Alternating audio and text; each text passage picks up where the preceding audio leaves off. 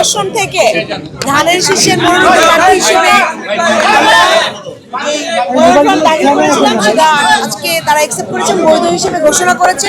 আলহামদুলিল্লাহ, আলহামদুলিল্লাহ আমার কাছে শুকরিয়া জানাই। এবং ইনশাআল্লাহ আমাদের বাংলাদেশ জাতীয়তাবাদী দলের পক্ষ থেকে এই ধানের শীষের প্রতীক নিয়ে আমরা সকল নেতাকর্মী, ঢাকা 14 আসনের সকল নেতাকর্মী সহ আপামর জনগণ আমাদের জাতীয়তাবাদী যে আদর্শ, যে নীতি, তাকে সামনে রেখে গণতান্ত্রিক যে বাংলাদেশ রাষ্ট্র গঠনের যেই আকাঙ্ক্ষা আমাদের, যেটা আমাদের দেশনেত্রী মরহুমা বেগম খালেদা জিয়ার ছিলেন, যাকে আমরা হারিয়েছি, এবং সেই আকাঙ্ক্ষাকে বাস্তবায়ন করার জন্য ইনশাল্লাহ আমরা একসাথে কাজ করে যাব।